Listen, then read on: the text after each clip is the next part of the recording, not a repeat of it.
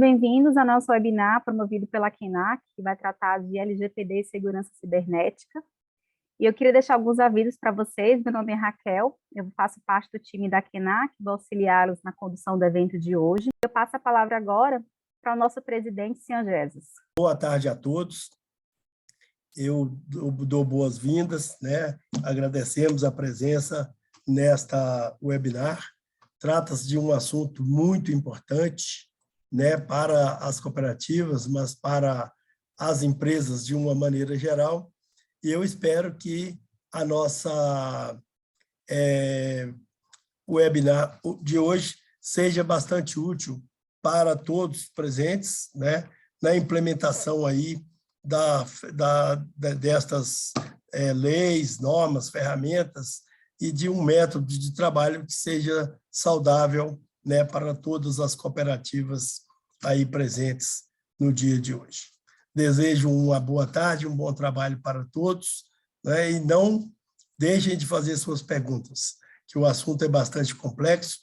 A gente, mesmo estudando bastante, sempre temos algumas dificuldades aí com estes assuntos. Para iniciar nossa pauta de hoje, eu passo a palavra agora a Luiz Fernando, que vai tratar sobre LGPD. Boa tarde, então, a todos. Eu gostaria de agradecer, principalmente, também a presença de vocês aqui hoje para falar sobre esse tema, como o Jesus pontuou, que é muito importante, né, e tão atual, e que entrou nas nossas vidas aqui, no nosso dia a dia, de forma definitiva, né? Não tem como voltar atrás quando a gente fala em proteção de dados. O meu tema aqui hoje é mais para falar sobre a LGPD, mas seus aspectos práticos. Então, a gente já inicia com uma questão muito prática e, deste caso prático, a gente vai desenvolver toda a apresentação, tá?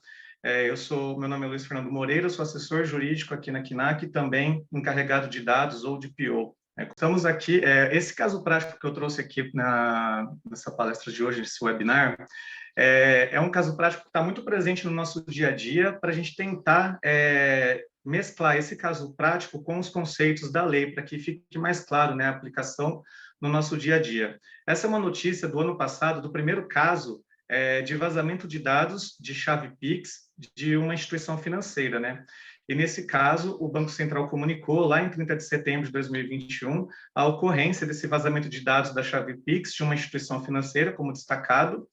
E nessa informação eles informaram que os cadastros obtidos, que foram obtidos, né, os cadastros das pessoas desta instituição financeira, e que, além disso, né, eles tomaram essa iniciativa de publicar e tornar esse fato público pela importância dessa questão da proteção de dados pessoais, muito embora não tenha sido tão grave.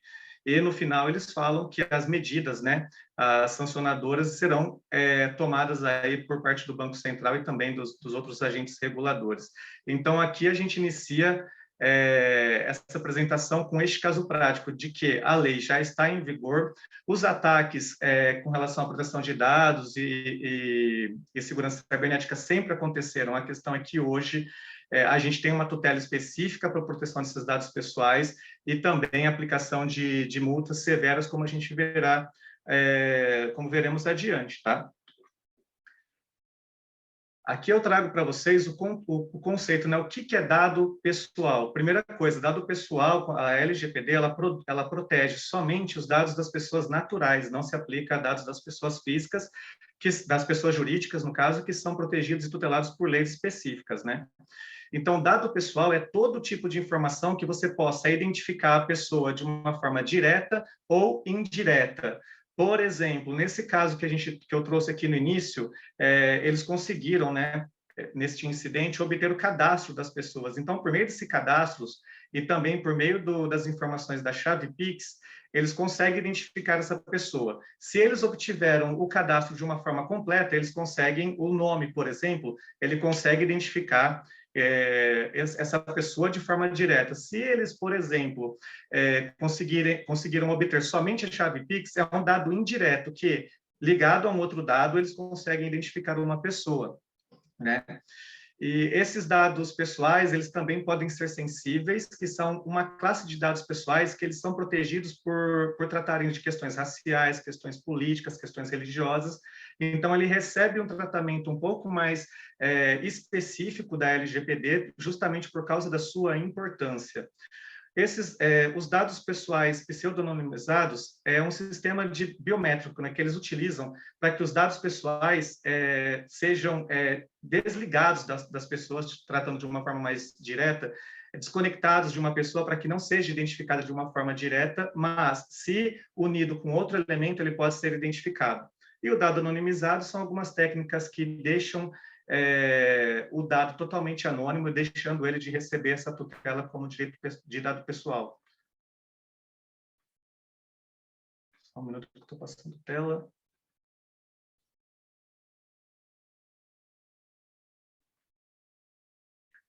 E aqui, como eu adiantei para vocês, os dados pessoais sensíveis são esses dados sobre a origem racial ou ética, convicção religiosa, opinião política, filiação a sindicato, organização religiosa, filosófica ou política, dado referente à saúde ou à vida sexual, dado genético ou biométrico.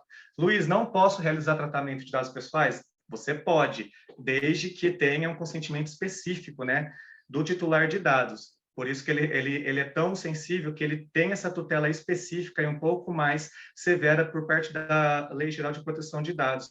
Lembrando que a utilização de tratamento de dados sensíveis para a proteção de crédito é vedado. E a ANPD, que é um dos atores da LGPD, né, que é a agência reguladora, ela poderá delimitar a utilização desses dados pessoais sensíveis também para a proteção do crédito. E aqui uma pergunta, uma questão que é sempre importante lembrar, né? Toda vez que a gente fala em proteção de dados pessoais, ainda mais neste momento que se tornou tão importante, que a vigência da lei, ela veio durante o estado da pandemia, que a gente estava em casa, que as empresas precisaram, as cooperativas precisaram se adaptar para oferecer o trabalho remoto para os colaboradores. Então, o que ficou na mente de muita gente que a LGPD só protege os dados que estão nos computadores. Então, muitas vezes a gente fala, ou a gente escuta, não, mas nós estamos em conformidade com a LGPD porque nós trabalhamos com a VPN, nós trabalhamos com um servidor, então fica tudo no servidor, não fica nada no computador, mas as pessoas acabam se esquecendo de que aqueles documentos que ficam na mesa, né, nos postos de atendimentos, nos PAs, nas nossas mesas, quando saímos para almoçar ou durante a execução a gente deixa a mesa, a gente esquece, né, as pessoas esquecem que esses documentos podem conter dados pessoais e que esses documentos físicos, eles também são tutelados pela Lei Geral de Proteção de Dados, né? E a LGPD, ela é aplicada a qualquer operação de tratamento, né? Luiz, o que é uma operação de tratamento? Uma operação de tratamento é toda aquela atividade da cooperativa que utiliza um dado pessoal para atingir o seu fim. Por exemplo, para eu poder fazer uma operação de PIX, né, como mostrado aqui na notícia inicial, a gente precisa dos dados pessoais para poder fazer toda a operação exigida aí para poder concluir um PIX. Então, o dado pessoal, no caso daquela notícia que eu iniciei a apresentação, o tratamento é realizado justamente para poder oferecer a funcionalidade do PIX, né? E aqui, quando eu grifo esses dados, essa operação, ela pode ocorrer em meio físico ou em meio eletrônico, muito embora atualmente a gente fala mais sobre essa proteção em meio eletrônico, eu ressalto mais uma vez a importância de também mantermos a consciência e o alerta de que aqueles documentos que ficam nas nossas mesas, eles também são protegidos e pode ocorrer um incidente de proteção de dados pessoais com base neste documento. Por exemplo, se eu estou concedendo uma operação de crédito num posto de atendimento, e ali tem todas as análises que o colaborador realiza, né, para poder fazer essa operação de crédito, e ali tem dados pessoais, tem dados fiscais, tem dados sigilosos nesses documentos, né? E principalmente quando a cooperativa utiliza o sistema físico de colher assinatura fisicamente mesmo, esses documentos eles também estão tutelados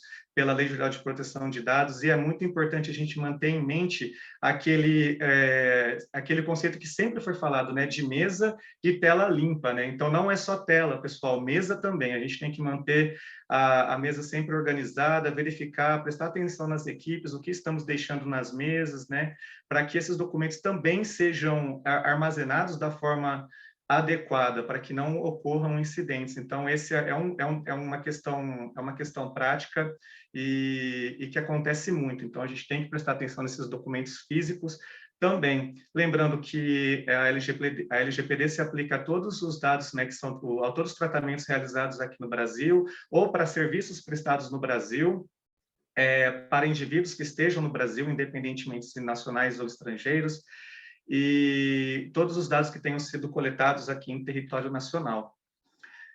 E aí a gente precisa falar um pouco sobre os agentes, né? Quem são as pessoas, quem são os principais atores quando a gente fala sobre a aplicação da Lei Geral de Proteção de Dados? O primeiro ator, que é o principal aqui, né, é o controlador. O que é o controlador? É a pessoa natural ou jurídica, de direito público ou privado, que decide o que vai ser feito com aquele dado pessoal, né? Como eu vou realizar o tratamento desse dado pessoal. Utilizando, de novo, a notícia que eu trouxe no início, o controlador, por exemplo, naquele caso, é a instituição financeira, é o banco do qual foram vazados os dados pessoais. Então, o controlador é o banco. A cooperativa também, quando coleta dados de admissão do cooperado para poder cumprir as suas obrigações junto ao Ministério do Trabalho, Previdência Social, também coleta esses dados, e a cooperativa que é a controladora. Mas e o operador, né? Quem é a figura do operador? Muitas pessoas confundem, né, o controlador com o operador, mas é uma confusão que, na prática, a gente consegue estabelecer qual é a responsabilidade de cada um. O operador é uma pessoa natural ou jurídica, de direito público ou privado também, que realiza o tratamento de dados pessoais em nome do controlador. Por exemplo, quando uma cooperativa tem uma contabilidade terceirizada, ela encaminha todos os dados pessoais, né, que são inseridos nos documentos que encaminham por um escritório, por exemplo, para um terceiro realizar a contabilidade. Esse envio, né, também está tutelado de ponta a ponta. Então, o controlador tem as suas responsabilidades, enquanto o agente responsável pelo mando, né, naquele tratamento de dado pessoal, e o operador, ele também tem as suas responsabilidades na medida do que foi definido pelo controlador. Tá bom, Luiz, controlador, operador, ok, mas como fica isso na prática? Como a gente delimita isso?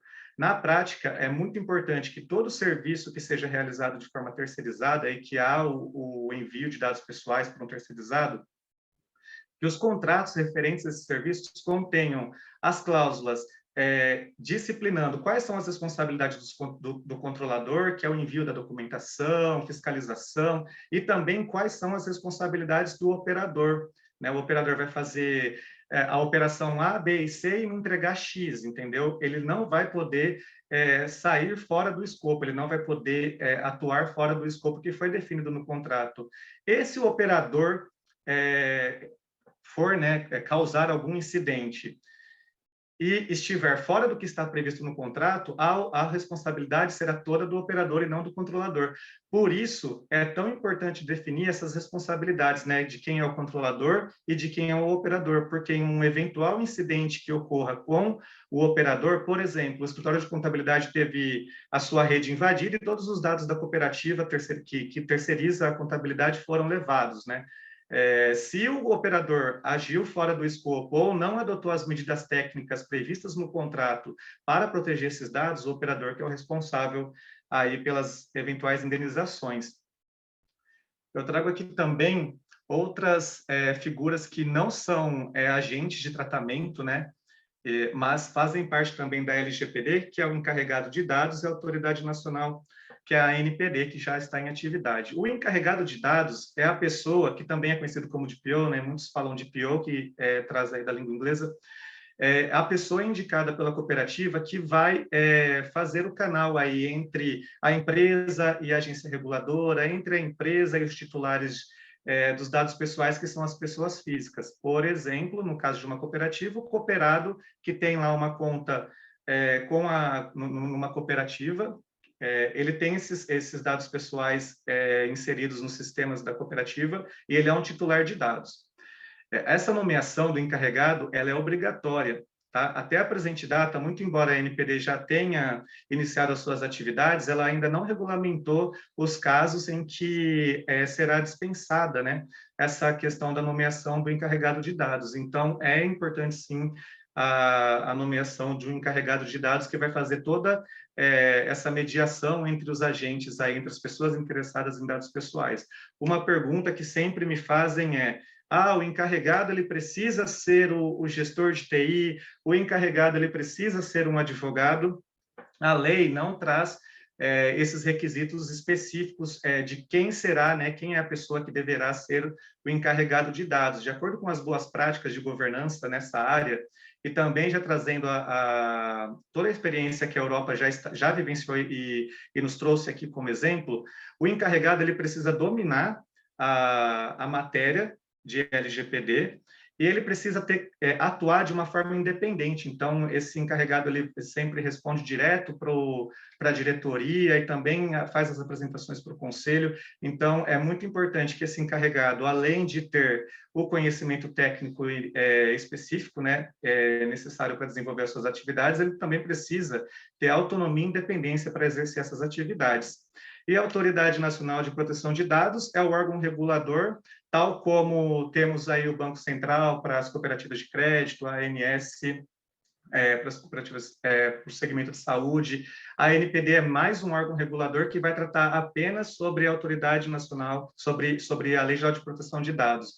Outra questão, né, que eu também escuto muito nesse ponto, é o fato de que o Banco Central, por exemplo, para as cooperativas de crédito, regula segurança cibernética, que também tem questões de dado pessoal ali. E a ANPD, a Lei Geral de Proteção de Dados, também. Há um conflito? É um conflito aparente, pessoal, porque tem especificidades, as duas leis, as duas normas, né, dos dois órgãos, elas devem serem comaltadas no sentido de serem interpretadas conjuntamente, né? Uma não exclui as outras, né? Isso é muito importante. Então, a gente tem que atender não só as normas de proteção de dados que, porventura, sejam disciplinadas por outros órgãos reguladores, como o Bacen, como também as normas de proteção de dados pessoais que são divulgadas pela ANPD. E sobre a ANPD, ela já está em atividade. Ela ainda não conta com quadro de profissionais próprios, são funcionários públicos cedidos, né, para a NPD. Ela tem uma agenda regulatória para seguir com as suas atividades, e quem tiver aí o interesse de saber quais são as atividades que ela está desenvolvendo, tem agenda anual, e vocês conseguem ter acesso a essa documentação pelo site. Tá? E uma questão muito importante é quando esses dados pessoais poderão ser tratados, né? No caso do banco que teve esses dados vazados, né? Ele precisava de consentimento, qual é a base legal que ele utilizava para realizar o tratamento dos dados pessoais. Quando a gente fala de base legal, é aquilo que justifica, né? É o porquê. Por que eu posso realizar o tratamento de dados pessoais? Todo mundo lembra muito do consentimento. E quando a gente fala de consentimento, a gente tem aí, né, uma canetinha assinando um papel. A gente tem em mente aquela questão, nossa, a LGPD veio para trazer dificuldade nas minhas operações, para fazer com que o processo se torne mais moroso. Então, eu preciso de consentimento para tudo? Não. Na verdade, o consentimento é uma das bases, né, dentro das 10 aí, e eu digo que o consentimento é o último caso a ser aplicado. Então, quando a gente vai realizar um tratamento de dados pessoais, a gente tenta encaixar, né, sugere que se encaixe esse tratamento de dados pessoais em uma das 10 hipóteses. Se não for possível encaixar em uma das 10 hipóteses que eu vou mostrar para vocês agora, aí a gente colhe o consentimento de forma, um consentimento específico. Lembrando que para dado pessoal sensível, tratamento de dado pessoal sensível, a gente sempre vai precisar do consentimento. Então, a gente pode realizar, né, o tratamento de dados pessoais para realizar a execução de um contrato. Por exemplo, quando vocês estão analisando uma concessão de crédito numa cooperativa de crédito, por exemplo, vocês não precisam, olha, autoriza aqui para eu poder mandar, analisar a sua documentação, tratar esses seus dados pessoais, fazer consultas. Não precisa porque a gente já tem uma base legal para execução do contrato, ou seja, sem analisar e tratar o dado pessoal, não é possível executar o contrato, então não precisa do consentimento. O consentimento também não será necessário quando a cooperativa estiver realizando o tratamento de dados legal para cumprir uma obrigação legal ou regulatória. Obrigação legal, vou ingressar com uma ação de execução contra um cooperado inadimplente, por exemplo, eu não preciso pedir autorização para utilizar os dados pessoais dele. Por quê? Porque eu já estou embasando o tratamento de dados com base na obrigação legal. E também regulatória, por exemplo, quando nós temos que cumprir regulamentos do Ministério do Trabalho, da Previdência Social, enviar as informações aí no e-social. O pessoal da contabilidade sabe o que eu estou falando, né? De informar e subir todas essas informações para o e-social. É só dado pessoal que a gente tem ali, né? E eu preciso do consentimento? Não, porque eu estou cumprindo uma obrigação legal que é prevista na CLT e regulatória que é prevista nas portarias do Ministério do Trabalho. Ou uma base legal que é muito controversa é a questão do interesse legítimo do controlador. Eu até coloquei aí esse cookie, essa lupa, né? Que às vezes quando vocês fazem uma pesquisa no computador, vou comprar um celular novo, e aí vocês fazem uma pesquisa e depois qualquer página que abre vem aí informações sobre promoções celulares, nesse caso. A minha privacidade foi invadida. Poderia o controlador de dados utilizar o dado dessa forma? Isso se dá o legítimo interesse. O legítimo interesse ele está totalmente relacionado com a atividade da empresa. Se a cooperativa tem o cadastro de todos os cooperados e está desenvolvendo uma ação social ou está desenvolvendo uma promoção de crédito, de seguro e de tudo mais, a cooperativa pode encaminhar informações e chamados promocionais para os cooperados via, por exemplo, o WhatsApp, porque tem esse interesse legítimo de que o cooperado, quando ele ingressa numa cooperativa de crédito, por exemplo, ele tem o interesse de saber de todos os produtos e poder se relacionar com a cooperativa. Então, esse tratamento de dados aí, ele é realizado com base nesse legítimo interesse do controlador, que nesse exemplo é a cooperativa. Os dados pessoais poderão ser utilizados também para a proteção do crédito, né? Que é a questão que a gente traz aqui do score, né? Todo mundo já, quando vai fazer um financiamento, por exemplo, imobiliário, sempre tem essa questão da consulta, os cadastros de proteção de crédito. Então, os dados podem ser tratados para este fim, lembrando que a gente até tem já a lei específica nesse sentido, né? Que é a lei do cadastro positivo. Para a execução de políticas públicas, para as pesquisas do IBGE, para exercício regular de um direito, que é essa questão de ingressar com ações administrativas ou judiciais. Para procedimentos realizados na área da saúde, a gente não precisa do consentimento, e para a proteção da vida ou incolumidade física, só para aquele momento, né? Então, se eu precisar utilizar um dado aí, um dado pessoal de uma pessoa que está em risco, eu posso utilizar sem o consentimento. E essas informações também são muito importantes, quais são os direitos, né, desse titular. Lá naquele caso prático que eu trouxe no início, a gente viu que o Banco Central, por deliberalidade, mesmo entendendo que não se tratando de um caso muito grave, ele decidiu tornar público aquele fato. Porque essa movimentação do Banco Central, ela está fundamentada em quê? Ela está fundamentada na obrigação do controlador que o controlador tem de comunicar as pessoas em caso de vazamento de dados. Mas essa comunicação ela não é feita em todo caso. Tá? Então, se é um caso que envolve um grande risco para o titular do dado pessoal, aí é obrigatório. Agora, se for, por exemplo, eu tive um incidente aqui, mas, na verdade, só tentaram hackear aqui o meu banco de dados, tentaram realizar aqui roubar os dados da empresa. Foi só uma tentativa. Não precisa comunicar os titulares de dados com relação a isso, porque não teve nenhum prejuízo, né? Então, quais são os direitos desse titular, além daquele de saber o que está acontecendo com os dados dele, como o Banco Central colocou naquela notícia? O titular ele tem o direito de confirmar a existência de tratamento de dados, corrigir os dados incompletos, inexatos ou desatualizados, acessar os dados, Solicitar anonimização ou bloqueio ou eliminação desses dados desnecessários e excessivos. Nossa, Luiz, mas o titular ele pode vir aqui, eu posso receber um e-mail falando, nossa, exclui tudo, eu não quero dado nenhum meu. Não, não é assim que funciona, né? Então, se por acaso, mesmo que um titular de dado, ele solicite a exclusão de certos dados do cadastro dele, por exemplo, a cooperativa pode manter, desde que esteja embasada, o tratamento de dados esteja embasado em uma daquelas 10 hipóteses que eu falei anteriormente.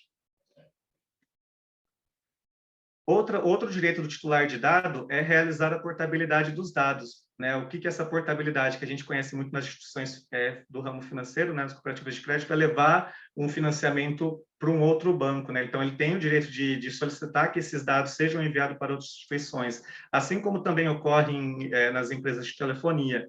Também pode solicitar a eliminação total, lembrando daquela mesma regra que eu já disse, de manter o que for necessário para cumprir determinação legal, execução de contrato e tudo mais, uma das 10 hipóteses. Ele pode não conceder, não fornecer o consentimento. Tá, Luiz, mas e se ele não fornecer o consentimento? Ele não vai ter acesso ao serviço ou produto. Por exemplo, quando iniciamos a gravação deste webinar, apareceu uma mensagem na tela de vocês se vocês aceitavam. Se vocês clicassem em não aceito, vocês não conseguiriam participar do evento, provavelmente fecharia a tela, né? Então, o reflexo, né, do não fornecimento é o não acesso a uma ferramenta, a uma prestação de serviços, né? E também o titular de dados ele tem o direito de saber com quem a cooperativa compartilha os dados. Se por acaso receber uma informação, eu quero saber com quem os meus dados são compartilhados.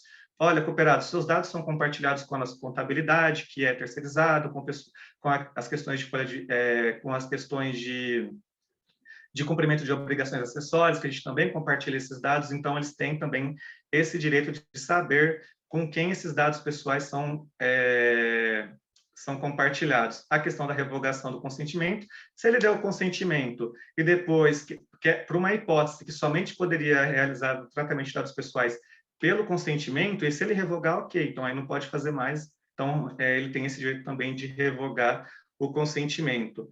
E esse aqui é o mais estranho, que tem um robozinho aí mexendo na tela, que é solicitar a revisão de dados tomados unicamente com base em tratamento automatizado de dados pessoais. Ah, Luiz, isso aqui é tão distante, isso está presente no meu dia a dia, está presente no nosso dia a dia, quando os algoritmos analisam todas as informações que são levantadas pelos cadastros, né, de crédito, por exemplo, e define lá o seu score. Então, meu score está baixo, mas está errado isso. Então, com base no direito que eu tenho de solicitar revisão, eu vou solicitar a atualização desses dados e ver o que está acontecendo. Aplicativos de carros também utilizam os algoritmos para definir até a sua nota lá e tudo mais. Então, essa é uma questão que está muito, muito presente no nosso dia a dia mesmo e também merece essa importância. Como que esses titulares vão realizar essa comunicação? Como que esses direitos são efetivados, né? E é bom que as cooperativas saibam, né? Os controladores saibam como o titular realiza esses direitos para poder operacionalizar isso. Então, o titular ele pode fazer requerimento direto ao agente de tratamento de dados, por exemplo, sem custo, tá? Mandando um e-mail para o DPO da cooperativa, a importância do DPO está aí de novo. O agente, no caso, a cooperativa, deverá responder no prazo de 15 dias, no caso de confirmação ou existência de acessos, e também o titular de dados ele pode peticionar, tanto fazer denúncias e peticionar perante a Autoridade Nacional de Proteção de Dados e junto a outros órgãos de defesa e também a outros órgãos reguladores que tenham a competência para sancionar determinado segmento, por exemplo, o Bacen.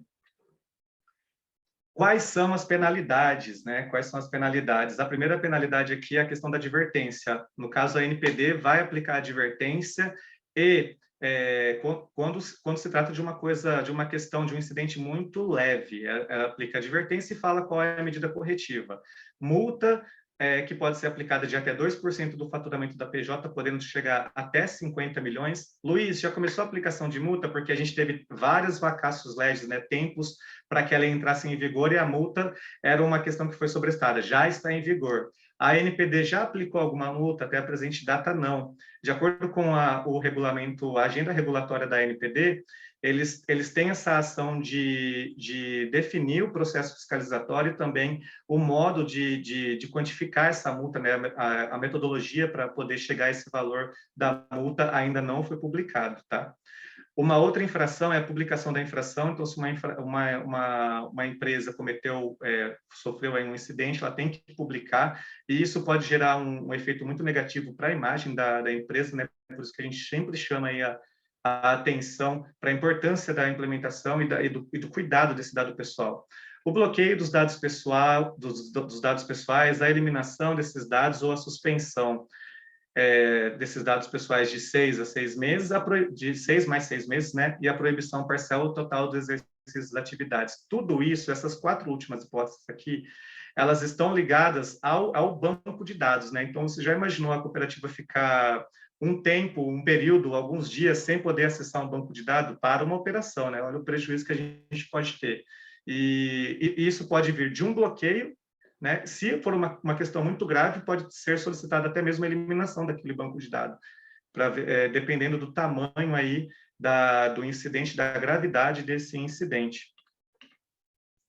Luiz, vamos lá, como é que eu faço para colocar isso? Quais são os principais pontos que a cooperativa deve tratar neste momento, né? Como é que a gente vai colocar a mão na massa? Primeira coisa, as cooperativas devem publicar a política de privacidade no site, indicar o encarregado de dados e também fazer essa publicação no site. Então, a publicação da política e do encarregado de dados vai estar na mesma aba lá do site da cooperativa, para que o titular de dados ele possa saber da política da cooperativa. Essa política vai estar objeto do tratamento, como é feito esse tratamento, por quanto tempo esse dado vai ser tratado, quando ele vai ser eliminado, tudo isso vai estar na política, né? Desde quando o dado nasce até quando o dado morre, né? Quando ele é eliminado. Indicar esse encarregado para poder, né, fazer essa chave aí, essa comunicação. Outro ponto que eu já até disse anteriormente, que é a revisão das cláusulas contratuais. Então, pegar todos os contratos com prestadores de serviços, contratos em geral, que é uma ação aí muito complexa, e analisar todas as cláusulas. Opa, aqui tem tratamento de dados pessoais, então eu preciso estabelecer responsabilidades para o operador, para o controlador, como a gente viu anteriormente. Fazer o mapeamento de dados. Luiz, o que é esse mapeamento de dados? Você vai pegar qual a cooperativa tem que fazer, né? Esse trabalho também envolve aí os controles internos, pegar todas as operações que são realizadas pelos colaboradores da cooperativa e mapear onde são utilizados os dados pessoais. Fazendo esse mapeamento, vocês vão conseguir identificar qual área é responsável, qual tipo de dado que está sendo tratado, qual que é a base legal para eu realizar esse tratamento de dados. Então, muitas perguntas aqui que a gente recebe. Perguntas técnicas. Luiz, a empresa utiliza redes sociais para as divulgações da empresa que o RH que toma conta. Isso pode? Luiz, posso utilizar um WhatsApp corporativo, WhatsApp pessoal para falar com o cooperado, para realizar as minhas atividades aqui do dia a dia? Isso tudo depende, né? Vocês podem falar, depende, tudo depende, realmente depende, pessoal. Isso depende muito dessas questões qual ferramenta eu posso utilizar, depende muito do mapeamento. E eu já trago para vocês aqui que, além das campanhas educativas, né, a importância de se criar um comitê de proteção de dados, né? Porque quando a gente fala publicar política, a gente lembra de governança, que o Rui vai falar posteriormente para você sobre as questões de governança.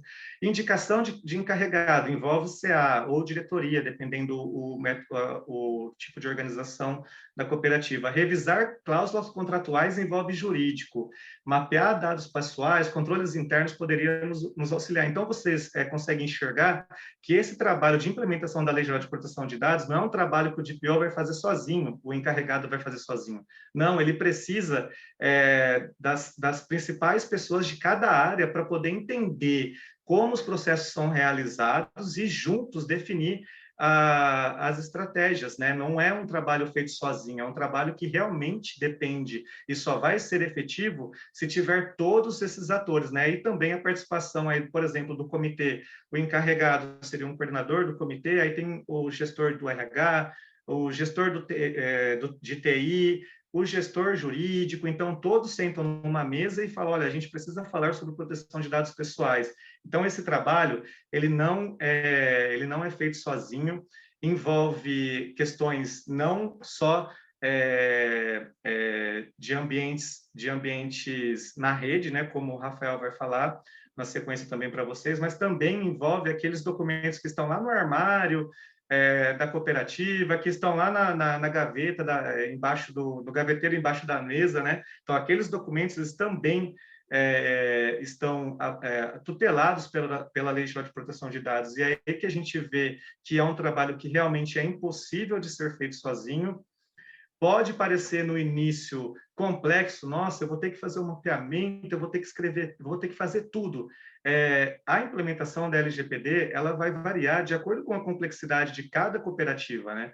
Então, às vezes, vocês podem receber, não, olha, você tem que fazer isso. Não é, eu não posso pegar um modelo de implementação geral da implementação da LGPD feito em um lugar e replicar. Não, a gente realmente tem que fazer esse trabalho aí de desenhar, de mapear esses dados e identificar quais são as especificidades do negócio.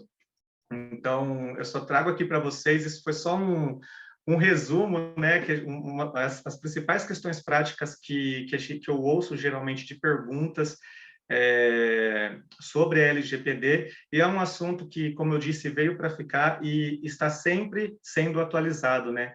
A NPD já divulgou alguns manuais a respeito de tratamento de dados pessoais, por exemplo, por pequenas empresas. Então, se vocês, Luiz, como que eu faço para saber novidades sobre a LGPD? Entra no site da NPD, da agência reguladora, que lá vai ter todas as novidades e, principalmente, né, as obrigações aí estabelecidas, as outras obrigações, né, regulamentadas pela NPD. Então, é muito importante manter-se sempre atualizado e lembrar que é um trabalho que demanda, né, as campanhas educativas, é um trabalho que trouxe uma disruptura, né, com o antigo, e veio esse novo e a gente tem que se adaptar. E se todos trabalharem juntos, é super possível trabalharmos em um ambiente seguro quando se fala de proteção de dados pessoais. Muito obrigada pela exposição.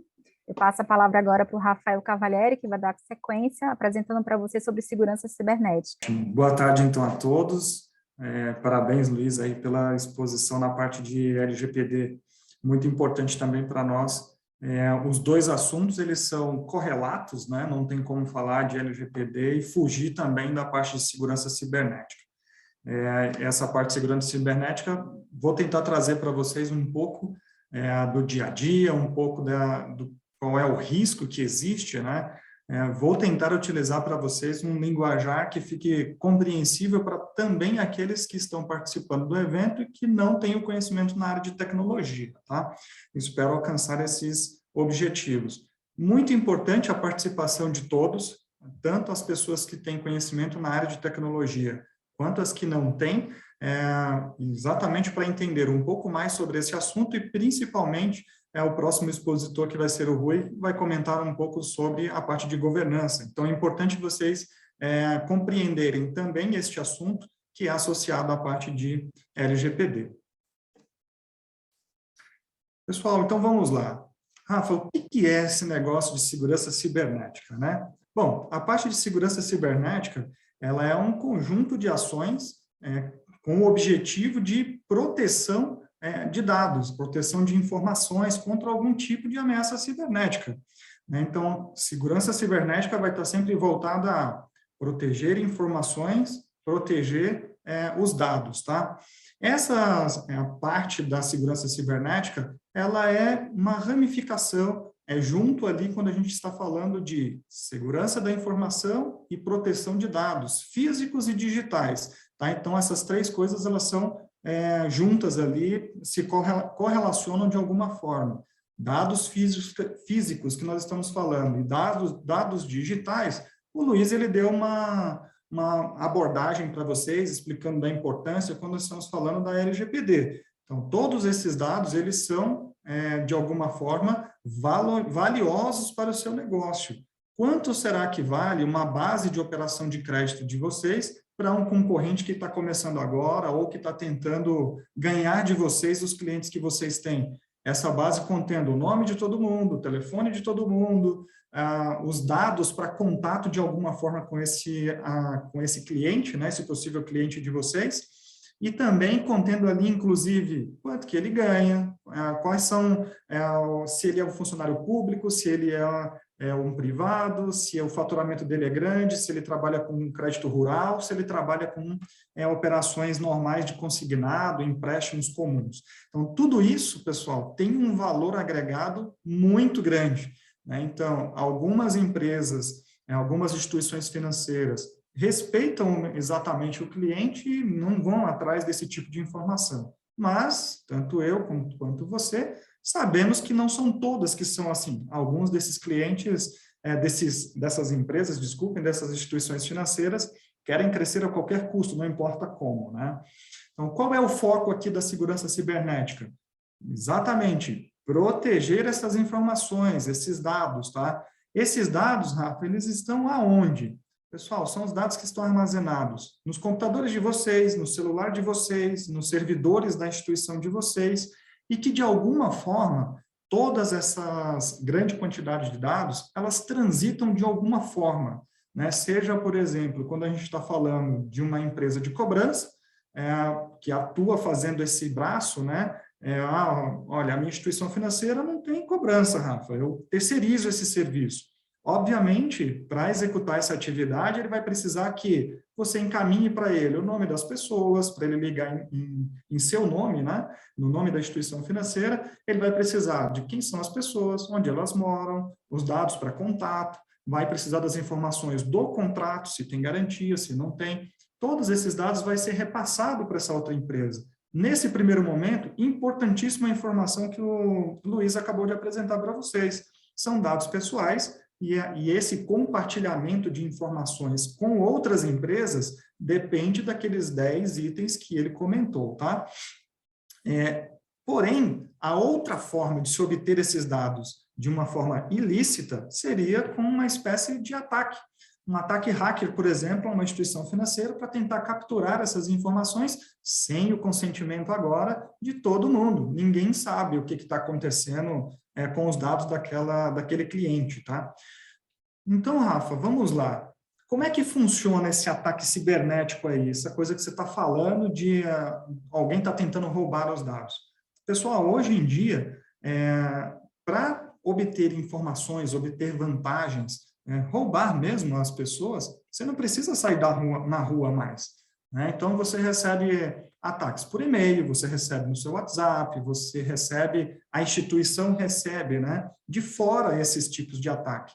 Então, essas pessoas que estão tentando obter algum tipo de vantagem ilícita de instituições financeiras e de pessoas são os chamados criminosos cibernéticos, tá? Então, esses que estou comentando com vocês, o nome que estou dando para esse tipo de criminoso, só para a gente fazer uma separação, são os criminosos cibernéticos. Eles não saem de casa mais. É aquela pessoa que fica sentada no computador ali 24/7 e a cabeça dele está sempre maquinando como ele conseguir alguma informação, algum dado e que tem algum tipo de valor fora. Como é que eu faço para vender isso depois, para obter algum tipo de vantagem, tá? Como é que esse cara, esse criminoso cibernético atua? Basicamente, ele vai procurar vulnerabilidades técnicas que podem existir no computador de vocês ou na estrutura, na infraestrutura, nos processos, nos controles tecnológicos que existem dentro da instituição financeira. Vejam, ele pode iniciar um ataque em uma pessoa física que trabalha na empresa e alcançar a empresa. Então, isso é muito importante, vou citar alguns exemplos daqui a pouquinho. O que mais que ele explora, esse criminoso cibernético, né? Ele explora a falta de conhecimento dos usuários. Então, obviamente, aquela pessoa que não conhece nada de tecnologia, não sabe nada sobre o que pode ser mais seguro, o que eu posso fazer para deixar as minhas informações mais seguras, esse é o primeiro candidato que o criminoso cibernético está atrás. Ele quer saber exatamente, são esses que não conhecem nada de tecnologia, mas querem usar a tecnologia. Às vezes a pessoa não conhece absolutamente nada de TI, mas quer um iPhone 13, quer um Samsung de última geração, quer um Xiaomi de última geração. Então, para todos esses dados, né, que gostam da tecnologia e não sabem de nada, o criminoso tem uma maior preferência por esses, tá? Tudo isso, o objetivo dele é roubar dados ou usar o seu sistema para fazer novos ataques, tá? Então, vou mostrar um pouquinho dessas variações. Vamos ver algumas. Então, nós temos o cybercriminoso. Quais são as formas que ele pode utilizar para alcançar esses objetivos? Obter algum tipo de dado de forma ilícita ou usar o sistema que você está utilizando a favor dele, tá? Então, ele vai utilizar os métodos de ataque, que são os mais conhecidos, eu não trouxe todos, tá? São bastante. Um deles, então, phishing, DDoS ataque, vírus, ataque de força bruta, ransomware, drive-by attack e o cavalo de Troia. Rafa, não entendi nada, esse monte de sopa de letras é um monte de coisa que eu não domino. Já não basta eu ter que dominar as regras do Banco Central, que tem um monte de letrinhas lá já. Você está trazendo uma novidade aqui. Eu vou explicar mais um pouquinho, tá? Antes de eu explicar detalhadamente o que é cada um, gostaria de lembrar-os que esses 3 tipos de ataques, ransomware, cavalo de Troia e o phishing, são os mais utilizados, inclusive no Brasil. Tá? Esses 3, somente esses 3, de todos esses que estou falando para vocês, representam aproximadamente 80% dos ataques cibernéticos que acontecem às instituições e às pessoas. Tá? Então, vamos lá. Como que acontece ali? Né? Esse ataque cibernético, ele tem algum tipo de punição? Depois que eu sou atacado, o que acontece? Bom, o Luiz comentou na parte de LGPD um pouquinho.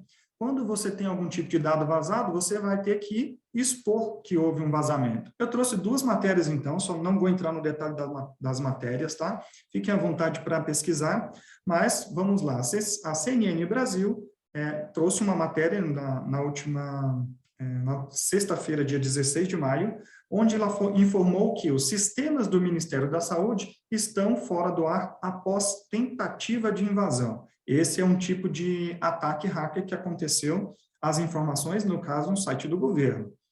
Quando a gente está falando de uma instituição financeira, Rafa, isso não acontece lá. Olha só essa notícia que eu encontrei do Globo. Né? Então, Banco Pan sofre ataque hacker e dados de milhares de clientes são copiados. Então, mas, Rafa, isso aí aconteceu quando? Pessoal, muito recente. Dia 15 de abril desse ano, aconteceu esse tipo de ataque do Banco Pan. Esse tipo de exposição, quando há, nesse caso, a cópia dos dados dos clientes que estão dentro do banco, né, vamos dizer assim, o banco precisa da divulgação disso. Olha que legal para o banco, né, para não dizer o contrário. O Banco Pan tem uma exposição de um monte de clientes. Quem tinha conta corrente, né, tem uma exposição de dados ali que foram copiados. Essa exposição de dados, ela é negociada de alguma forma fora da internet comum que a gente utiliza, por exemplo. Ou pode ser até encomendado, alguma outra instituição financeira falou que compra os dados se alguém conseguir capturá-los. Mas vejam, sempre há um benefício por trás do hacker que está tentando copiar essas informações, tá?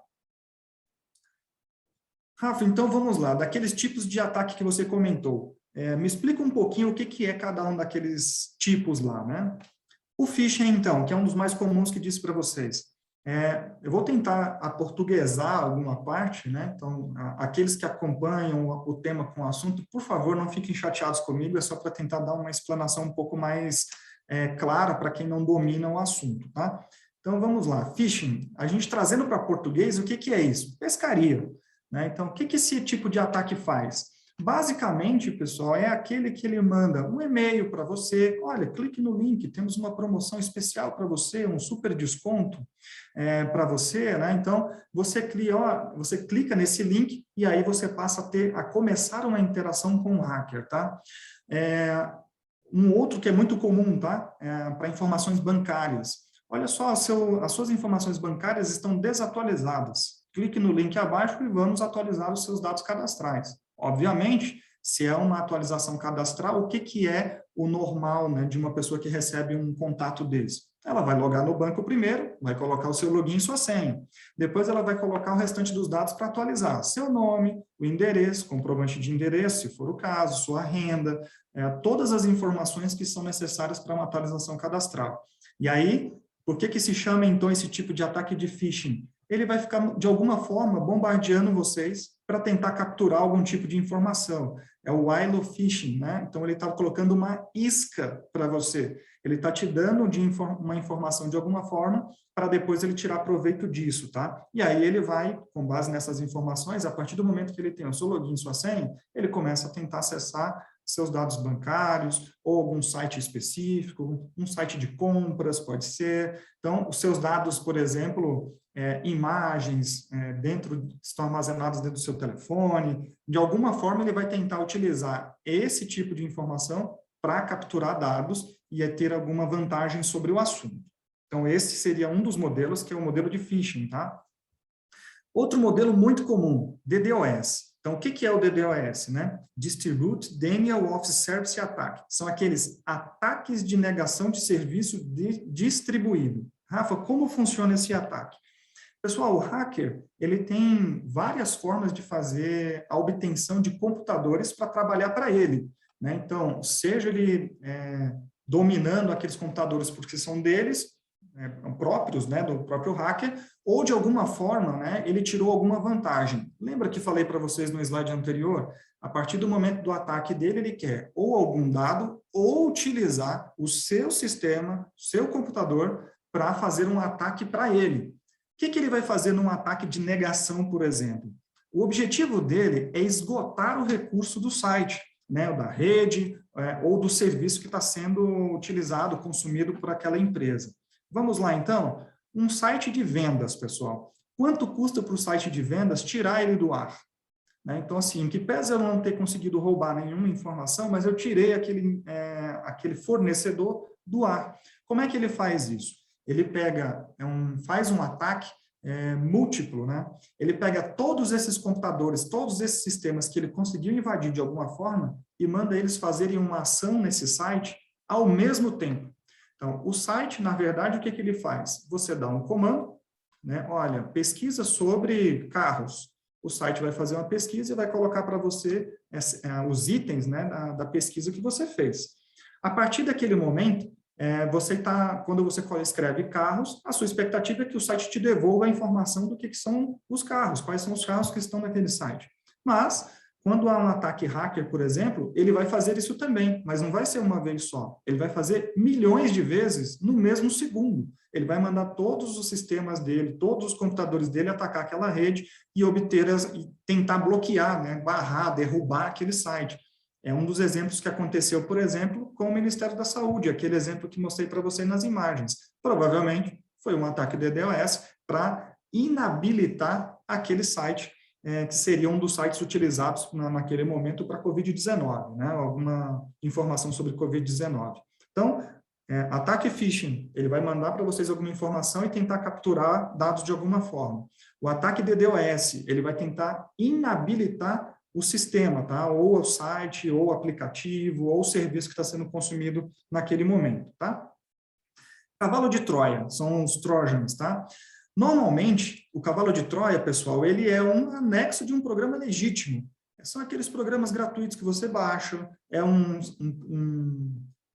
link que você recebeu por e-mail e você clica, aí você tem uma informação que você realmente quer, e junto, quando você baixa essa informação que você quer, você baixa junto esse outro, um anexo, né? Ele vem junto ali uma versão falsa do sistema, né? E aí ele carrega um malware. Então, o que é esse malware, pessoal? Só para deixar mais claro para vocês. É uma abreviatura de software maliciosos, tá? Então, o malware ele pode ser uma infinidade de coisas, né? São softwares que são utilizados de alguma forma para obter uma vantagem. Existem muitos modelos de malwares, tá? Basicamente, o que ele vai fazer esse malware, né? Lembra que falei do DDoS agora há pouco? O malware ele vai invadir o seu computador, em que pese ele não roubar nenhum dado, mas ele vai ficar à disposição do hacker para ser utilizado de alguma forma. Isso é o que nós chamamos de backdoors, são aquelas portas dos fundos, eles dão um jeitinho de entrar ali para conseguir algum dado, alguma informação da instituição, tá?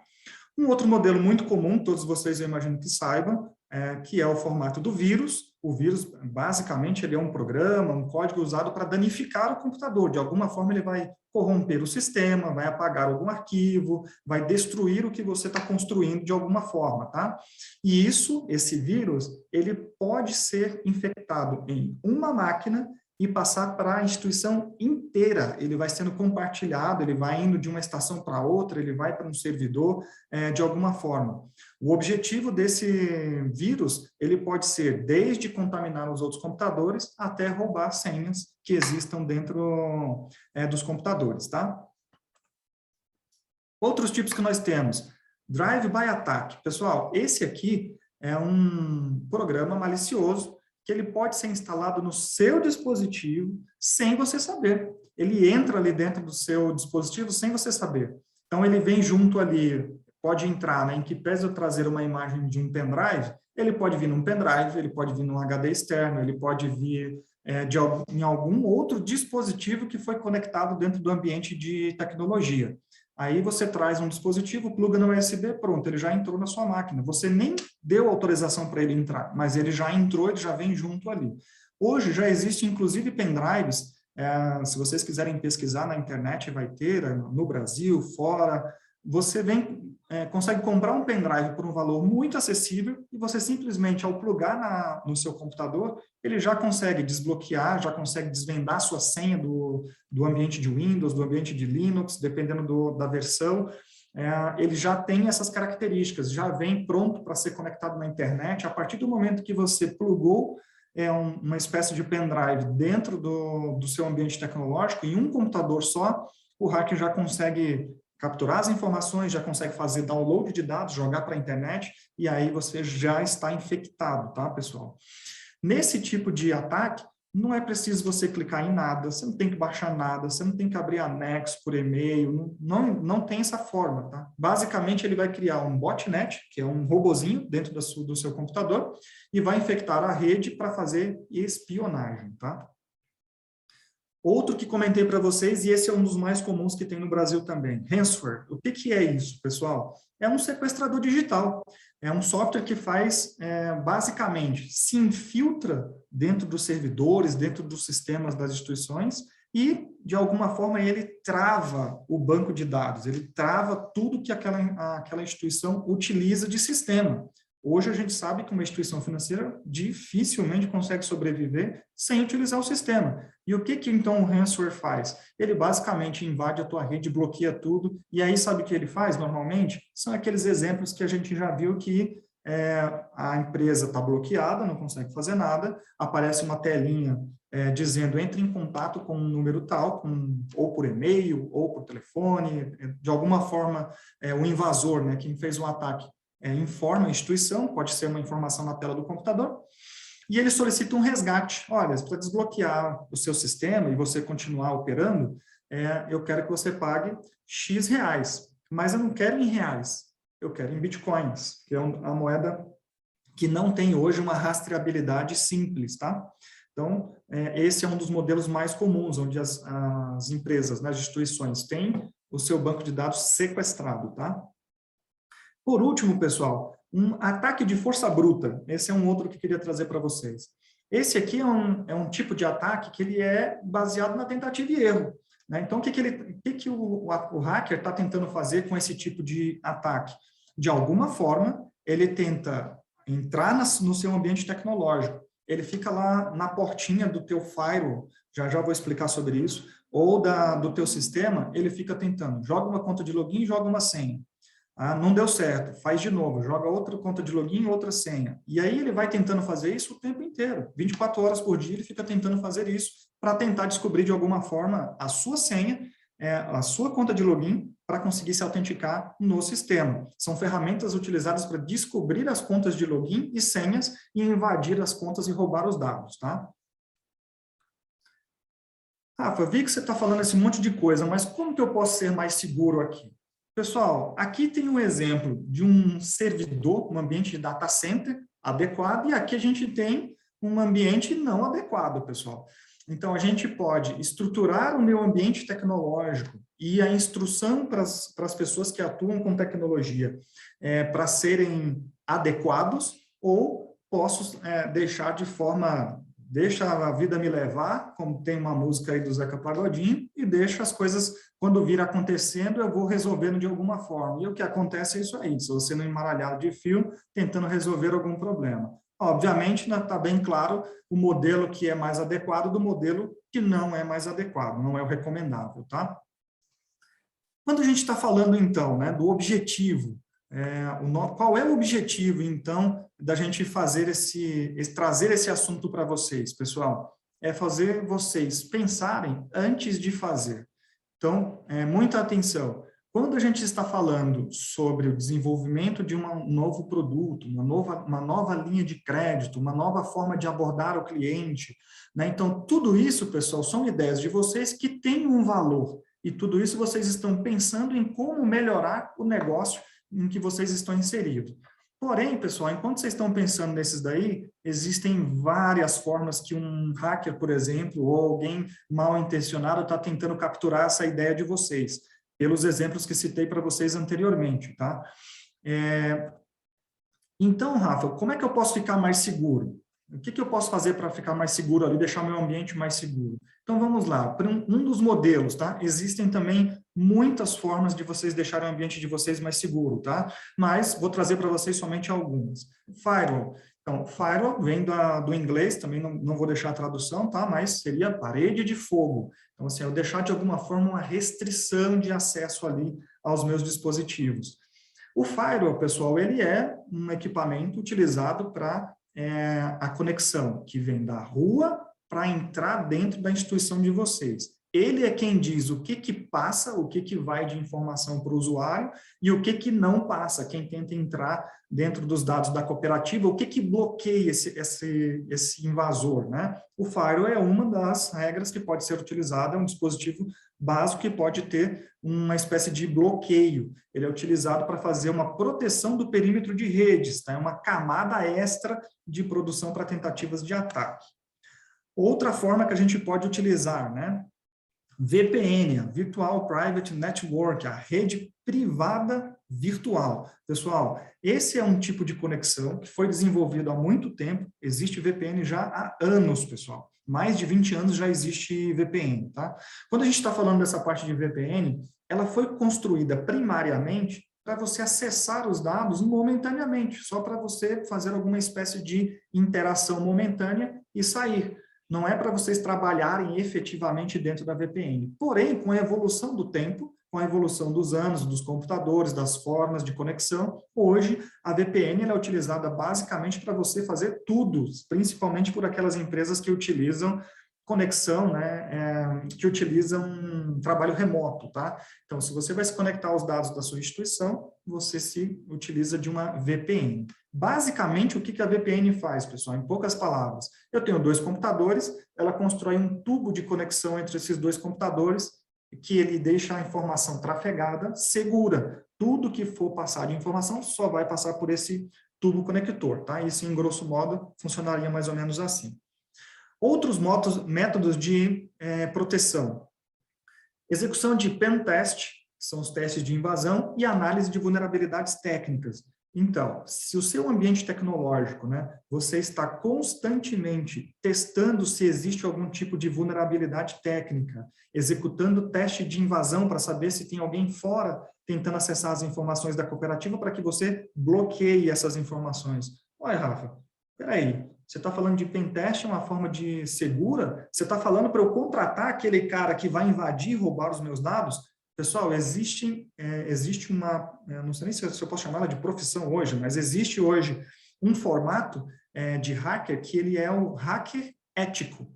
Então, ou seja, ele tem o conhecimento para invadir o seu ambiente, tem conhecimento técnico de roubar as informações da sua instituição, mas ele não usa isso fora. Ele utiliza para que você me contrate, eu faço uma avaliação do seu ambiente para ver se tem algum tipo de vulnerabilidade e te recomendo de alguma forma como deixar esse ambiente mais seguro.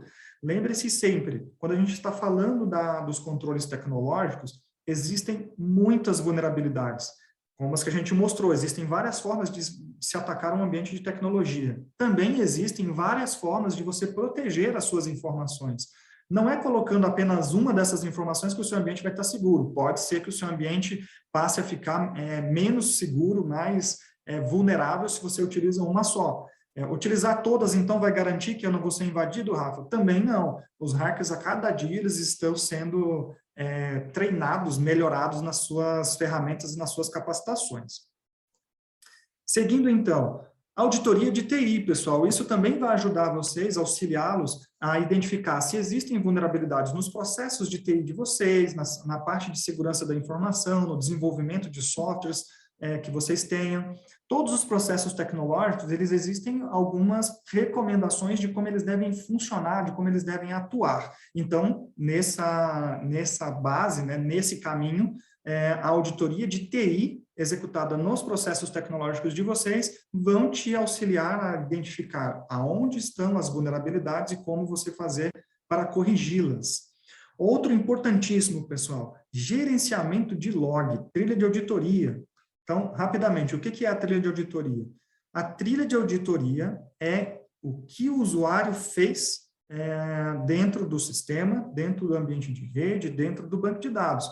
Ele vai me dizer o que foi acessado, o que foi mudado, o que foi criado, o que foi excluído, e ele vai dizer, Rafael, no dia tal, hora tal, excluiu a informação X, e ele vai deixar um rastro daquilo. Essa trilha de auditoria, pessoal, ela vai gerar, é gerada, né, na rede, no sistema e no banco de dados. Todas essas informações podem ser utilizadas para benefício da instituição financeira, seja identificando falhas de segurança para monitorar os usuários, restringir a violação de dados e auxiliar na conformidade regulamentar. E por último, pessoal, treinamentos, conscientização, processos e controles, políticas sistêmicas. Então, quando eu estou falando de treinamento e conscientização, estou dizendo que os colaboradores, não só os de TI, todos da instituição financeira, é importante que eles tenham desenvolvidas as suas habilidades na parte de tecnologia, aperfeiçoem o conhecimento técnico, né, na parte de tecnologia para identificar quando existe um e-mail que ele é fraudulento e quando não, quando é um e-mail de um cliente de fato.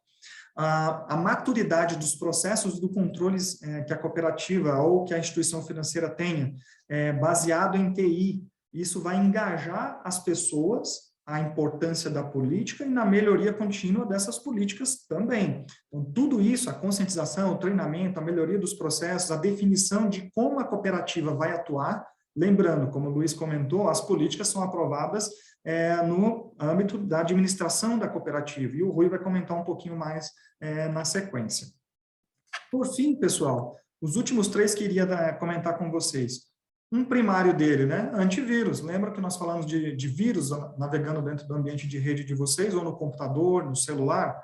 Um antivírus vai ajudar vocês a identificar e proteger contra códigos maliciosos que já são conhecidos, ou mesmo aquele vírus, né, que foi desenvolvido agora, ele tem um comportamento estranho. Uma ferramenta de antivírus vai auxiliar vocês a identificar o que são esses malwares, né, ou vírus, e deixá-los de alguma forma inativos dentro do seu sistema, ou pelo menos alertar você sobre a incidência desse vírus. Outros modelos, né? O IDS e IPS, pessoal, Intrusion Detection System e o Intrusion Prevention System. O IDS é o sistema de detecção de intrusão, ele serve para fazer um monitoramento do ambiente. E o IPS, Sistema de Prevenção de Intrusão, ele serve, né, funciona como um controle de intrusão, né? Então, quem pode entrar, quem não pode, e o outro fazendo o monitoramento. Eles podem ser utilizados para identificar comportamentos estranhos, o que está acontecendo que não é comum no ambiente de TI, e eles podem executar algumas ações de forma autônoma. Ele já vai lá e já bloqueia aquela tentativa de acesso, por exemplo. E, por fim, um que todo mundo odeia, né, que é o Web Filter, o filtro de internet. Então, controlar e restringir a navegação dos usuários na internet. Se uma das formas de vazar a informação da cooperativa, da instituição financeira, é seguindo pela internet, clicando em algum lugar indevido, colocar um filtro de internet vai ajudar a identificar quais são os sites que as minhas pessoas da minha instituição podem acessar, quais são os que eu quero que eles acessem, quais são os que eu não quero que eles acessem, seja com medo de divulgar algum dado errado, seja para acessar alguma informação ilícita, tá, pessoal?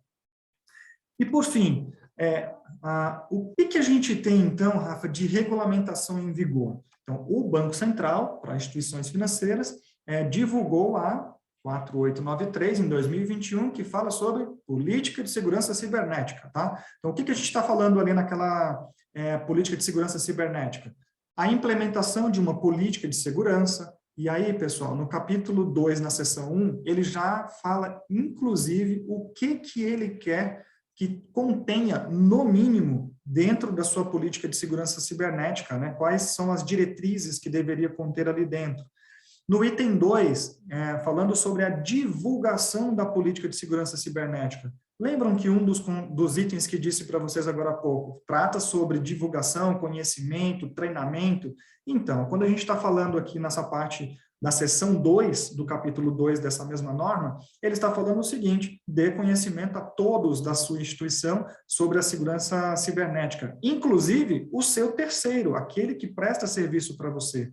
Lembrando aqui que todas as cooperativas de crédito, praticamente, né, no ano de 2022, vai ter dentro do seu escopo de auditoria cooperativa aspectos voltados a essa resolução, 4893. E esse assunto, divulgação da política, é uma das perguntas do Banco Central.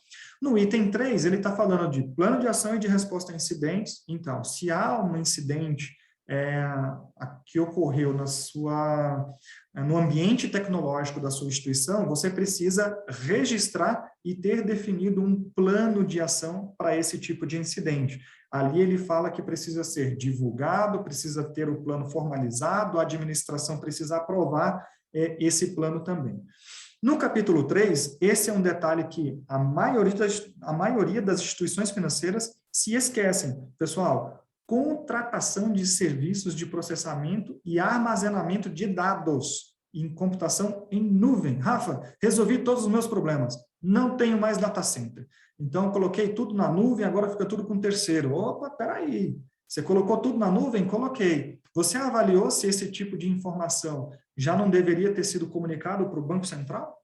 O Banco Central, no capítulo 3, ele diz que se você utiliza algum tipo de serviço de nuvem, você deve comunicar ao Banco Central que você está utilizando esse serviço de nuvem. E, inclusive, em alguns casos, é obrigatório que na cláusula contratual com esse fornecedor de nuvem para você, conste a informação do livre acesso do Banco Central, em que lugar as informações estão efetivamente armazenadas. Rafa, eu coloquei na nuvem, não tem dado físico. Tem, pessoal.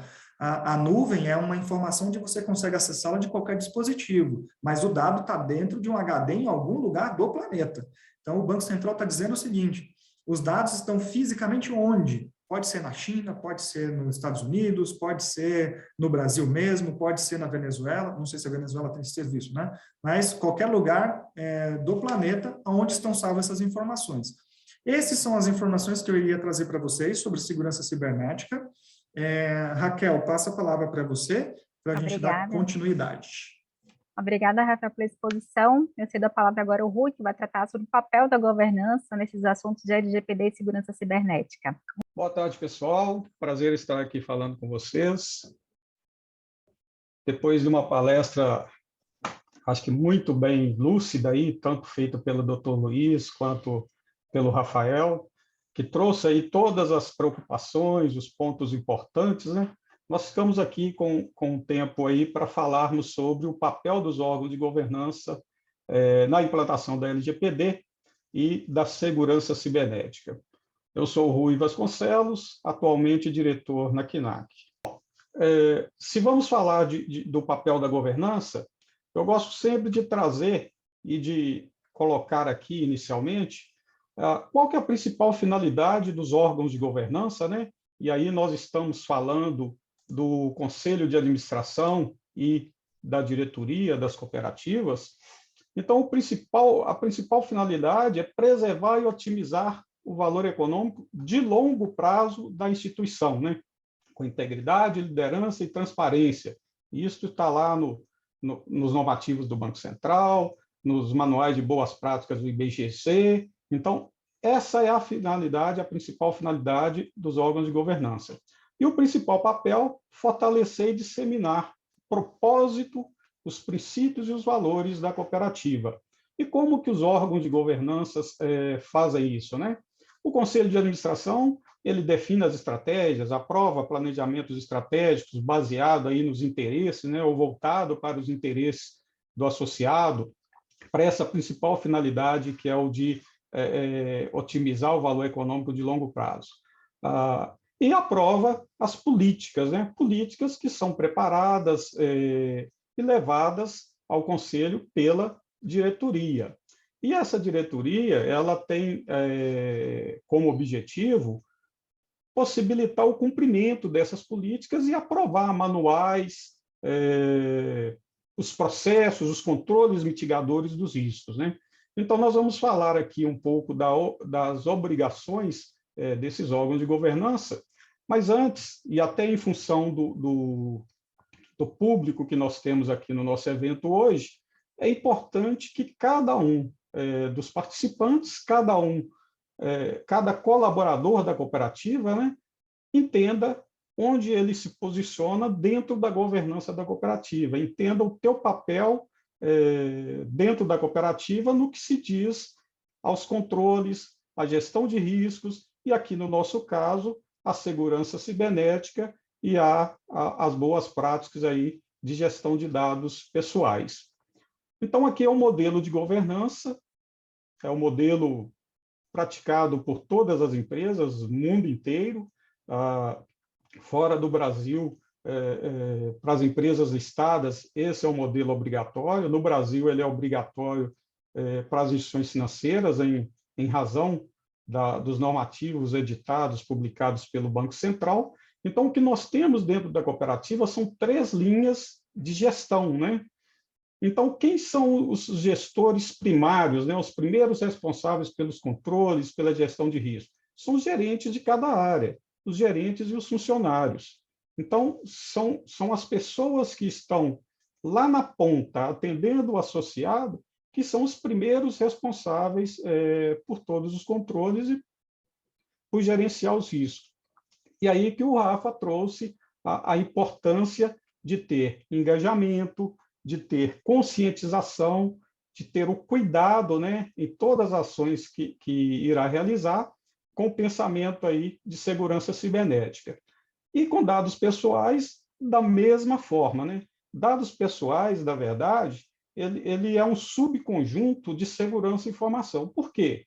Porque as informações de dados pessoais e até de dados sensíveis, muitas vezes estão anexadas às documentações que são analisadas de forma rotineira dentro da cooperativa, dentro do PA, no momento do atendimento, né? E como o doutor Luiz trouxe, não são só dados digitais, são dados físicos também. Então, a LGPD, ela tem esse olhar tanto para a questão de dados digitais, quanto para as questões das informações que estão ali de forma física. E a segunda linha de defesa, aqui nós temos aí o pessoal da segurança da informação, de compliance, de controles internos, né? Que é o pessoal que contribui ao mesmo tempo com a diretoria ao propor esses processos e contribui com a primeira linha ao orientar como que deve ser feito. Então, tem a primeira e segunda linha, elas andam muito juntas, né? A segunda linha define e a primeira linha cumpre aí e faz aplica aí as questões de processo e controle. Obviamente que hoje há uma intercomunicação muito grande entre todos dentro da cooperativa, dentro das instituições. E a terceira linha seria a auditoria interna, que no caso de cooperativa se aplica aí para as cooperativas S4.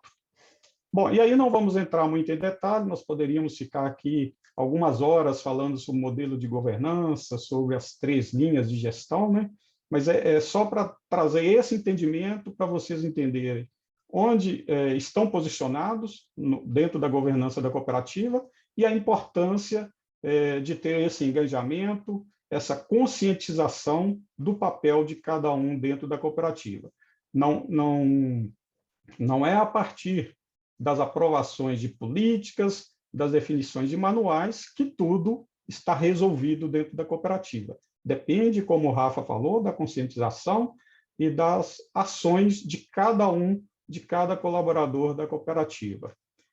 Obviamente que, para que tudo isso funcione, o tom do topo, como nós sempre afirmamos, é importantíssimo. Bom, aqui no segundo slide, traz um pouco sobre os riscos aí, decorrentes de incidentes de vazamentos. Então, perda de exposição de dados confidenciais, dados sensíveis, né? Litígios e riscos legais com as aplicações de multas, que o Dr. Luiz trouxe, que ainda não começou, mas é prevista, né? E a qualquer momento pode começar. Aumento de prêmio de seguros, então nós vamos falar lá à frente que hoje já tem seguro cibernético, que a administração da cooperativa deve avaliar também a contratação. Ameaças à vida ou à segurança, né, a partir do momento que vaza endereço de associados, endereço de clientes. Interrupção nas operações, que também já foi dito nas apresentações anteriores. Geração de custos diversos aí para fazer as correções, né, de infraestrutura, contratação de pessoal técnico especializado, esforços para manter relacionamentos, e esse é o ponto importante, talvez o mais importante, que é danos à reputação. Então, se tem um incidente cibernético, ele é o evento, né? Seja ele vazamento de dados digitais ou vazamento de dados de forma física, classifica-se isso como um risco operacional, que pode, ao final, trazer ou não alguma perda, representar ou não alguma perda para a cooperativa, mas o pior cenário seria o risco reputacional, né? E aí o risco reputacional, ele pode afetar a cooperativa, né? Tendo ali uma perda de associados, vamos falar assim, uma redução em suas captações, mas pode afetar todo o cooperativismo, fazendo com que os associados ou os potenciais associados não mais confiem no sistema aí, em função de eventuais fragilidades. Então, é a importância de ter todo o cuidado, pensar na cooperativa, pensar em todo o sistema e, obviamente, o principal, né? Pensar ali no associado que acreditou e que acredita na cooperativa.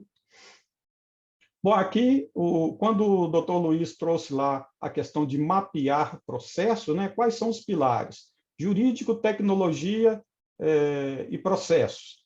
Processos aqui muito ligado a RH também. Então, jurídico, revisar todos os contratos de terceiros, mapear os riscos que existem, risco de vazamento de dados, riscos de segurança cibernética, né? Qual é esse terceiro, que serviço ele faz, qual é o risco que realmente existe para implementar aí algum item aí de segurança para a cooperativa. Tecnologia, da mesma forma, quando está terceirizado principalmente, né? Existe uma questão de corresponsabilidade, né? Eu posso contratar um terceiro, mas eu sou o dono ali dos dados, eu tenho a corresponsabilidade sobre eles. E processo, toda essa revisão aí de processo, principalmente aí ligado ao pessoal de RH e, no caso da cooperativa, todas aquelas questões de informações dos associados. Maior desafio, integrar as áreas. Então, a segunda linha com primeira linha, o pessoal de gestão de risco que define os processos, que estão lá fazendo treinamentos, que estão estudando LGPD, estudando segurança da cibernética, como passar tudo isso para o pessoal de primeira linha, que está lá atendendo o associado, que está correndo lá para bater metas, que está lá com uma série de desafios operacionais. Então, esse é o maior desafio dentro das instituições financeiras, dentro das cooperativas de crédito. Melhor prática também o Dr. Luiz já trouxe, comitê de riscos, um comitê aí de LGPD. Se a cooperativa já possui um comitê de riscos, pode utilizar esse mesmo comitê, mas incorporar esse olhar para as questões de LGPD e segurança cibernética, verificar a composição desse comitê, se tem as pessoas que são treinadas, que estão preparadas para conduzir esse processo, como, por exemplo, o DPO, ou encarregado de dados, profissional de TI, profissional de RH, que são pessoas importantes aí, para compor esse comitê. E a oportunidade para as instituições, para a cooperativa, um salto de qualidade na incorporação de boas práticas, seja de comunicação, transparência, segurança jurídica e, por fim, eficiência operacional. Bom, aqui, trazendo aqui as responsabilidades da diretoria, né? Então, trouxe aqui em 3 blocos. No apoio ao Conselho de Administração, elaborar a política e o plano de ação, né? E submetê-las à aprovação do CA. Auxiliar o Conselho na revisão anual, então essa política precisa ser revisada anualmente, então o Conselho tem que deliberar lá anualmente, nós veremos. Elaborar o relatório anual sobre a implementação do plano de ação, auxiliar o Conselho na elaboração e realizar a divulgação da política de privacidade e proteção de dados, nomear o encarregado de dados, o DPO, e fornecer periodicamente informações sobre LGPD e segurança cibernética ao CA. Com relacionamento com o público interno, né? Divulgar a política a todos os colaboradores e prestadores de serviços, assegurar-se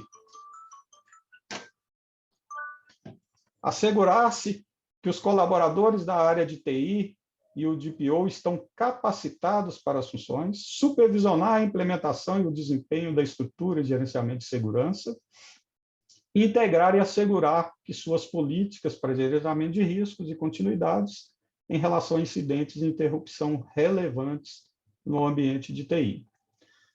Com o público externo, relacionamento com o público externo, comunicar ao BC sobre a contratação de serviços relevantes de processamento, Rafael já trouxe isso há instantes, divulgar os dados de contratos com o encarregado pelo tratamento de dados pessoais, dados de contato, né?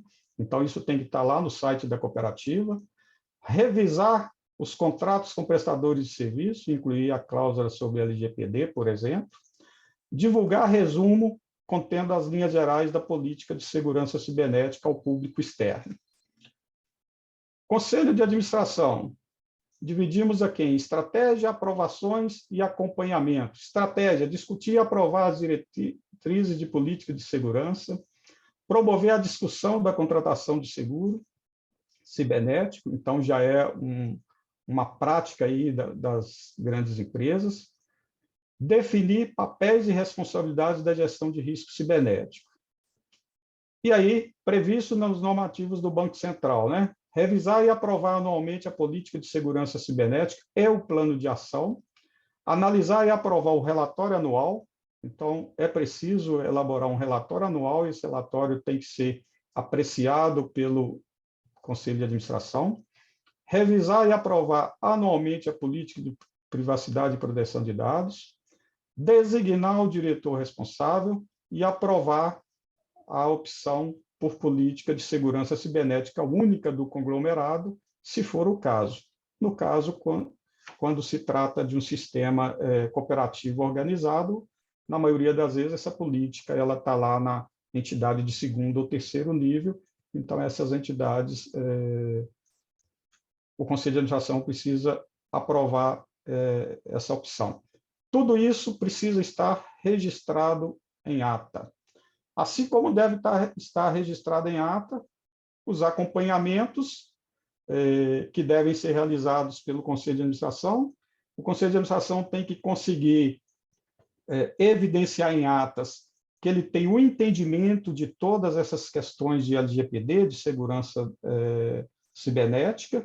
Então, mediante registros periódicos, mensais ou não, aí depende do que for definido lá no manual, na política, para cada processo, né? Um pode ser mensal, o outro pode ser a cada 2 meses. mas é preciso que as atas demonstrem que o Conselho de Administração faz esse acompanhamento. E, mais do que isso, o Conselho de Administração deve estar presente no sentido de estar atualizado tempestivamente sobre essas questões, e isso precisa ficar evidenciado. Então, não só numa reunião mensal, mas em qualquer época, se tem uma situação significativa, o Conselho de Administração precisa comprovar que ele está acompanhando e que ele está presente. Bom, e aí algumas documentações que devem ficar disponibilizadas ao Banco Central pelo menos pelo período de 5 anos. Documento relativo à política de segurança, documento relativo ao plano de ação e de resposta a incidentes, documentos com os critérios que configurem situação de crise relacionada a riscos cibernéticos, a ata que o Conselho registrou lá a opção pela segurança cibernética única, relatório anual sobre a implementação do plano de ação e de respostas, contratos com terceiros relacionados a serviços relevantes de processamento de dados, e dados e registro de informações relativas ao acompanhamento. Então, todas essas documentações devem ser arquivadas e mantidas por pelo menos 5 anos à disposição do Banco Central. Bom, muito rapidamente aí, pelo tempo que nós tínhamos, era essa mensagem que nós queríamos deixar, reforçando que as ações ou as deliberações dos órgãos de governanças, elas precisam ser efetivas, precisa ser dado o exemplo, o recado, precisa ser dado, disponibilizado treinamento, orientação a toda a cooperativa, mas são as ações do dia a dia ali de cada profissional, como colocado nas apresentações anteriores, que vai consolidar e tornar efetiva aí a segurança cibernética e a proteção aí de dados pessoais aí dos associados. Obrigado, era essa a mensagem. Nós ficamos à disposição. Raquel, a palavra é sua novamente. Rui, muito obrigada pela exposição e quero convidar agora todos os expositores presentes para responder as perguntas que eu recebi via chat, já compartilhei com vocês. Exatamente. Obrigada, Rui, obrigada a todos. E, aproveitando a oportunidade, queremos divulgar que esse mesmo webinar com os temas LGPD e Segurança Cibernética também serão realizados no dia 6, a CNAC está participando dessa iniciativa, então realizaremos um ciclo de palestras começando dia 27/6. Então, caso sua cooperativa tenha interesse em novamente ter acesso a essa divulgação, a esse material, no dia 1º/7, a gente vai abrir novamente inscrições para uma nova turma, então você pode divulgar internamente se quiser conscientizar demais colaboradores de outras áreas sobre o funcionamento, tudo que abordamos hoje. Então, a gente agradece a participação de todos vocês, é muito importante para a gente essa iniciativa. Sigam nas redes sociais a divulgação desse evento do ciclo de palestras do dia C, realizaremos via nossas redes sociais, enviaremos também link para a realização das inscrições. As inscrições serão individuais por dias de palestra, então você pode se inscrever exatamente só naquele dia que você tem interesse nos temas. E caso você tenha dúvida ou queira nos convidar para algum evento promovido por sua cooperativa, pode entrar em contato conosco através do site, nosso meio de contato, que é o comunicação@kenac.coop.br. Então, aguardamos seu contato. Muito obrigada por essa tarde e agradecemos também a todos os expositores. Muito obrigado a todos também pela participação e não percam os próximos capítulos. Exatamente, muito obrigado. Obrigada a todos. O chat, vou deixar ativo alguns minutos ainda para vocês fazerem alguns comentários. Boa tarde.